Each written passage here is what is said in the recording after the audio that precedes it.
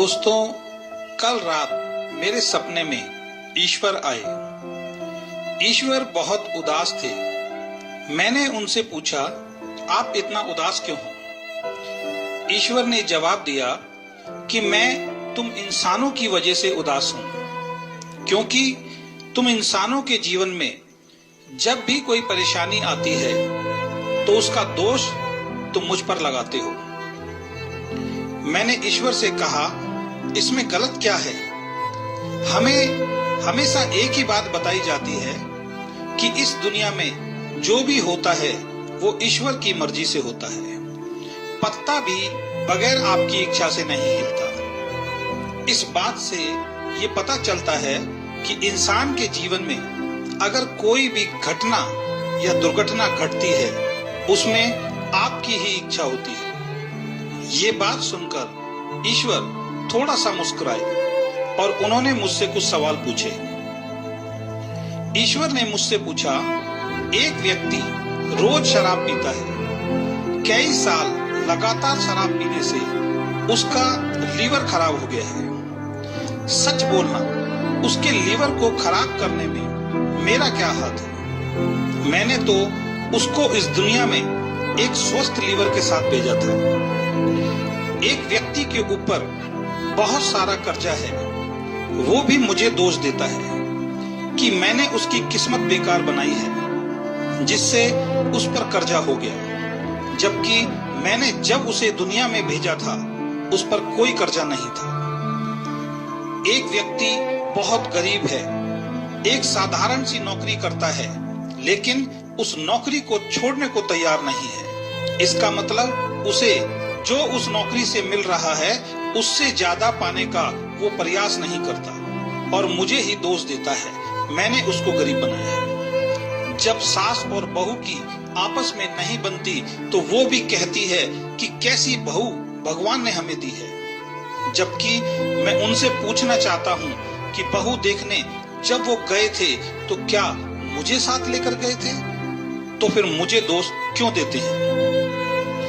जब पति पत्नी की आपस में नहीं बनती तो वो भी यही कहते हैं, भगवान ने कैसी जोड़ी बनाई है, जबकि इसमें मेरा कोई हाथ नहीं है। ये सब उन दो परिवारों के लोगों की या लड़के लड़की की आपसी पसंद से हुआ है। किसी को बिजनेस में बहुत बड़ा नुकसान हो गया, वो भी यही कहता है, ये सब मैंने करवाया है, जबकि जिन गलतियों की वजह से नुकसान हुआ है वो मैंने नहीं, उसने खुद ही की है। ऐसे बहुत सारे उदाहरण जिसमें आप मुझे दोषी ठहराते हो। और आपकी सबसे बड़ी दिक्कत है, जब आपके जीवन में कुछ अच्छा होता है तो उसका श्रेय आप अपने आप को देते हो कि ये आपकी वजह से हुआ, और जब कुछ गलत होता है तो उसका दोष आप मुझ पर लगाते हो। मैं आपसे एक सवाल पूछना चाहता हूँ, अगर मैं आपको अपने बच्चों की किस्मत लिखने का अधिकार दे दूं तो आप अपने बच्चों की किस्मत कैसी लिखोगे? मैंने कहा कि मैं अपने बच्चों की किस्मत बेहतर से बेहतर लिखूंगा। मैं लिखूंगा, मेरे बेटे और बेटी को जीवन में कोई दुख ना हो, वो हमेशा खुश रहें, उनको हर वो खुशी मिले जो वो चाहते हैं। फिर ईश्वर ने मुझसे पूछा कि अगर आपका एक बच्चा नालायक है, आपका कहना नहीं मानता, और दूसरा बच्चा समझदार है, आपका कहना मानता है, इन दोनों की किस्मत आप कैसी लिखोगे?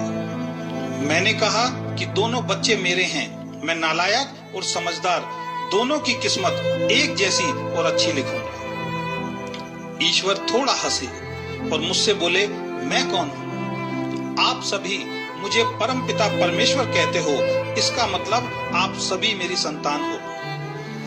जब आप अपने सभी बच्चों की किस्मत बहुत अच्छी लिखोगे तो मैं आपकी किस्मत बेकार कैसे लिख सकता हूँ? हकीकत में मेरे पास आपकी किस्मत लिखने का कोई अधिकार नहीं है। मैं हर इंसान को एक जैसा बनाकर भेजता हूँ और आप सभी को एक चीज देकर भेजता हूँ जिसका नाम कर्म है। आप जैसा कर्म करेंगे वैसा फल आपके कर्मों से ये दुनिया आपको देती है। इसमें मैं तो कहीं भी नहीं हूँ। इस बात को अब मेरे तरीके से समझो। एक व्यक्ति शराब पीने में पैसा खर्च करता है, उसका शरीर खराब होगा क्योंकि उसका कर्म वैसा है। दूसरा व्यक्ति दूध बादाम खाता है, उसका शरीर बहुत अच्छा होगा क्योंकि उसका कर्म अच्छा है। एक विद्यार्थी परीक्षा में फेल होता है क्योंकि वो अच्छी तरह से पढ़ाई नहीं करता। दूसरा विद्यार्थी परीक्षा में टॉप करता है क्योंकि उसका कर्म अच्छा है, वो पढ़ाई बहुत अच्छी तरीके से करता है। एक व्यक्ति गरीब घर में पैदा होने के बाद भी अपनी मेहनत से करोड़ों रुपए की संपत्ति बनाता है, ये उसका कर्म है। दूसरा व्यक्ति बना बनाया सब कुछ खत्म कर देता है, ये उसका कर्म है। एक परिवार में सब साथ रहते हैं, स्वर्ग जैसा जीवन जीते हैं, बहुत प्यार है, ये उनका कर्म है। दूसरे परिवार में साथ रहना नर्क जैसा लगता है, ये उनका कर्म है।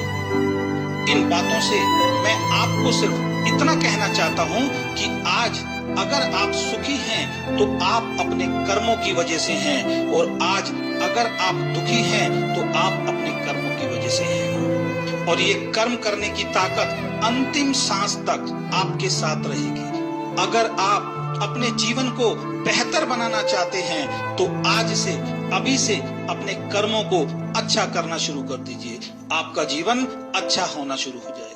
ये बात बोलकर ईश्वर मेरे सामने से गायब हो गए, मेरी आंखें खुल गई। मुझे तो समझ में आ गया, मैं जैसा कर्म करूंगा मुझे दुनिया वैसा फल देगी। अब समझने की बारी आपकी है।